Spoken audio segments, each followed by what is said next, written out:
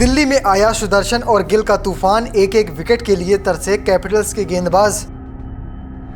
KL Rahul का शतक हो गया बेकार, 23 साल के सुदर्शन ने उड़ाई कुलदीप की धज्जियां। टॉप पर पहुंची गुजरात, शर्मनाक हार के बाद दिल्ली के प्लेऑफ में पहुंचने पर लटकी तलवार। आईपीएल 2025 का एक और निर्णायक मुकाबला था, इसी से टिकी थी आगे की प्लेऑफ की राहें। और इस मुकाबले में जिस तरह से गुजरात ने खेल दिखाया उसे देखकर तो कह सकते हैं कि दूसरी टीमें दांतों तले उंगली दबा लेंगी। जिस तरह से उन्होंने बल्लेबाजी की, न कुलदीप काम आए, न अक्षर पटेल काम आए, न मुस्तफिजुर काम आए और न ही टी नटराजन की यॉर्कर काम आई। सिर्फ खड़े खड़े ये गेंदबाज देखते रहे किस तरह से सुदर्शन और गिल ने बल्लेबाजी की है। एक तरफा 10 विकेट से दिल्ली को उनके घर पर हराया है।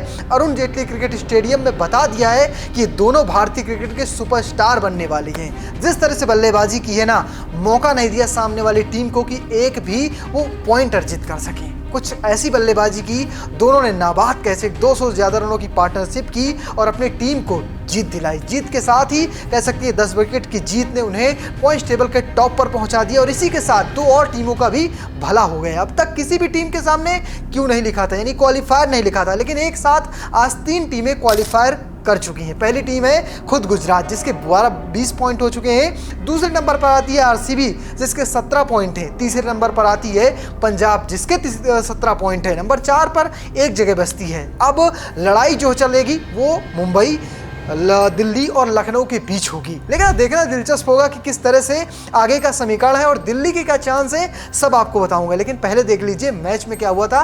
पहली पारी में राहुल ने किस तरह से शतक लगाया था। टॉस हारकर पहले बल्लेबाजी करने उतरी दिल्ली की शुरुआत अच्छी नहीं हुई। दिल्ली को पहला झटका फॉफ डु प्लेसी के रूप में लगा। इसके बाद अभिषेक पोरेल ने राहुल के साथ पारी को संभाला। दोनों के बीच 52 गेंदों पर 90 रनों की साझेदारी हुई। तभी 19 गेंद पर 30 रन बनाकर पोरेल आउट हो गए। इसके बाद राहुल को अक्षर का साथ मिला और कुछ अच्छे शॉट खेलकर कप्तान अक्षर 25 रन बनाकर आउट हो गए। बाद में राहुल और स्टब्स ने टीम के स्कोर को 199 रनों तक पहुंचा दिया। राहुल ने सर्वाधिक 112 रनों की पारी खेली, स्टब्स ने 21 रन बनाए। अगर बात करें गुजरात की गेंदबाजी की तो गुजरात के 3 गेंदबाजों को एक एक सफलता मिली। अर्शद खान को एक सफलता मिली, प्रसिद्ध कृष्णा को एक सफलता मिली, वहीं साई किशोर को एक सफलता मिली। तो कुछ इस तरह से कह सकते हैं गुजरात की गेंदबाजी हुई। 199 रन बनाए जो इस पिच पर कह सकते हैं हर टीम बना सकती है। लेकिन यहीं पर गलती हुई दिल्ली से। दिल्ली ने शुरुआत बहुत धीमी की थी, कह सकते हैं पावर प्ले का फायदा नहीं उठाया। वरना अगर ये स्कोर 225 या फिर 230 रन होता तो हो सकता है शुरुआत में प्रेशर में आकर कोई बल्लेबाज आउट हो जाता। वरना आज तो मौका ही नहीं दिया।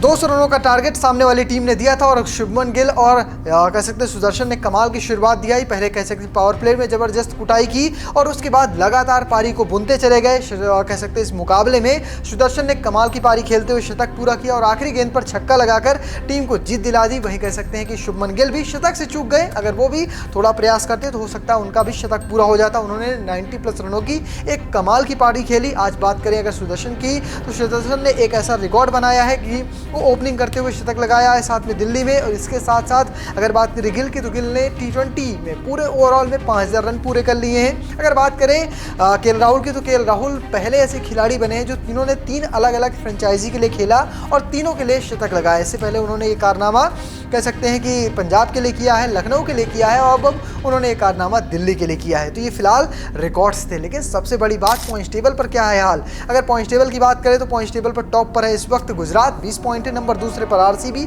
17 पॉइंट। नंबर तीसरे पर पंजाब 17 पॉइंट। नंबर 4 पर इस वक्त मौजूद है मुंबई जिनके पास है 14 पॉइंट। अगर बात करें दिल्ली की तो नंबर 5 पर है और उसके पास है 13 पॉइंट। अगर बात करें इन दोनों टीमों के अगले मुकाबले की तो अगर पहले बात करें गुजरात की तो गुजरात का अगला मुकाबला खेला जाएगा। वो सामने टीम होगी लखनऊ और जिसे जीत हर हाल में चाहिए अगर उसे भी प्लेऑफ में पहुंचना है। अगर दूसरी टीम की बात करें तो उनका दूसरा सा मुकाबला है चेन्नई सुपर किंग्स से। अब देखना दिलचस्प होगा कि क्या टॉप 2 पर गुजरात की टीम फिनिश करती है क्योंकि वो सुपर 4 पर पहुंच चुकी है, क्योंकि उनके आगे क्यू लग चुका है और उनके 20 पॉइंट भी हो चुके हैं। अगर एक भी मुकाबला जीतते या कोई मुकाबला ड्रॉ होता है तो कह सकते हैं टॉप 1 पर ही वो फिनिश करेंगे। तो बात हो गई गुजरात की। लेकिन सबसे जरूरी है दिल्ली कैपिटल्स। क्या दिल्ली अभी भी प्लेऑफ में पहुंच सकती है? तो हाँ पहुंच सकती है, लेकिन उसे चमत्कार करना होगा। अपने दोनों ही मुकाबले जीतने होंगे। एक उसका मुकाबला पंजाब से, दूसरा उसका मुकाबला है मुंबई इंडियंस से। अब अगर पंजाब को मात देते हैं तो ज़्यादा फर्क नहीं पड़ेगा, क्योंकि पंजाब ऑलरेडी 17 पॉइंट के साथ नंबर 3 पर मौजूद है। अगर बात करें मुंबई की, तो मुंबई के पास इस वक्त 14 पॉइंट है। अगर मुंबई अपने दोनों मुकाबले जीती है